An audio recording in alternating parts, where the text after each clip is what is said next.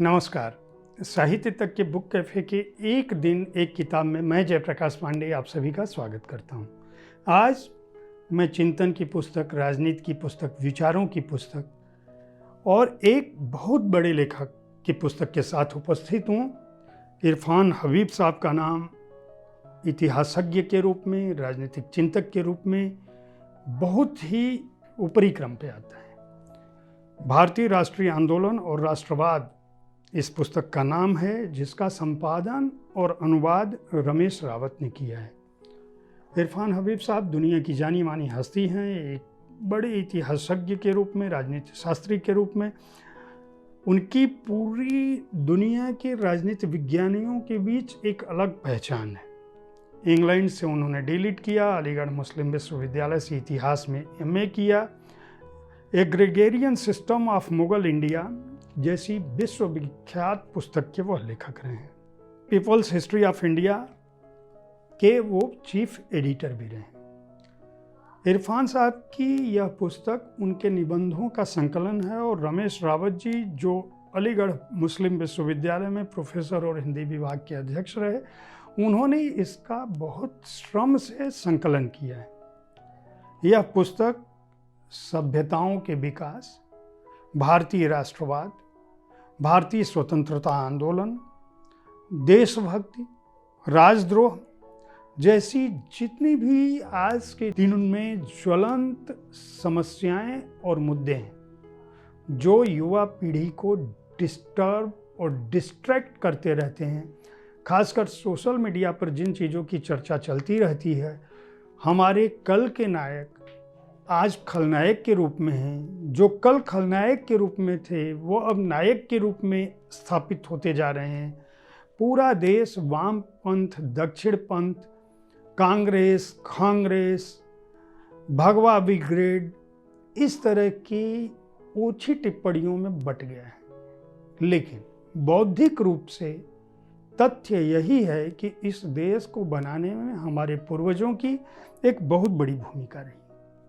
भारतीय राष्ट्र की जो अवधारणा है, भारतीय राष्ट्र का निर्माण कैसे हुआ, भारत के संबंध में राष्ट्र का अभिप्राय क्या है, गांधी और राष्ट्रीय आंदोलन की क्या भूमिका थी, 1857 कैसे होता है, हमारी राष्ट्रीय एकता मध्यकाल के दौर में किस तरह से थी, भारत में जो राष्ट्र की परिकल्पना है वह क्या है, क्या भारतीयों को अपने बारे में आत्मसमीक्षा करनी चाहिए, हमारे यहाँ जो राष्ट्रीयताओं का उद्भव है वह क्या है, और वामपंथ और राष्ट्रीय आंदोलन की क्या भूमिका थी, इस पर बेहद चिंतनपरक और बौद्धिक विमर्श इरफान हबीब साहब ने किया है। उन्होंने तथ्यों के साथ इस बात का उल्लेख किया है कि भारत एक राष्ट्र राज्य के रूप में वह नहीं है जो बताया जा रहा है।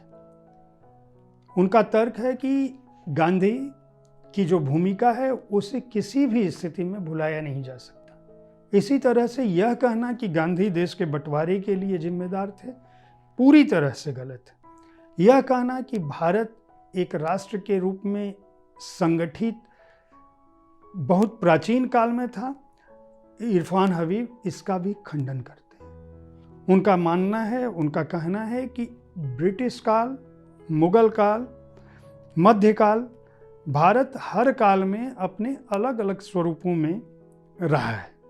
और ये बहुत ही महत्वपूर्ण है कि हमारे लोगों को यह जानना चाहिए। और ये कोई वामपंथियों का विश्लेषण नहीं है, बल्कि यह तार्किक रूप से स्थापित है कि जो भारत की अवधारणा है वह हिंदी भाषी राज्यों में अलग रही है, दक्षिण के राज्यों में मराठों के लिए अलग रहा है, और राष्ट्रीयताएं अलग अलग राजवाड़ों के बीच उनके अपनी जनता के हिसाब से व्याख्यायित होती रही हैं। अमीर खुसरो से लेके उन्होंने चैतन्य, कबीर, सूरदास, नानक, नामदेव सभी के बारे में यह उल्लेख करते हुए कहा है कि राष्ट्र के अंकुर जरूर हमारे यहाँ मौजूद थे, लेकिन उनकी भौगोलिक सीमा अलग थी। जिन लोगों को भारतीय इतिहास में रुचि है, भारतीय राष्ट्रीयता आंदोलन के बारे में जानना चाहते हैं, जो लोग वामपंथ को गालियां देते हैं या जो लोग दक्षिण पंथ की तारीफ करते हैं, दोनों ही वर्गों को यह किताब पढ़नी चाहिए। भारतीय इतिहास, राष्ट्रीय इतिहास का यह एक अलग दृष्टिकोण प्रस्तुत करती है। वाणी प्रकाशन इसके प्रकाशक हैं और 174 पृष्ठ की इस पुस्तक का मूल्य 299 रुपये है। उम्मीद है साहित्य तक का यह एपिसोड आपको पसंद आया होगा।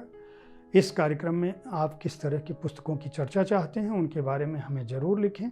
अगर आप प्रकाशक हैं तो आपकी पुस्तकों का स्वागत है। धन्यवाद।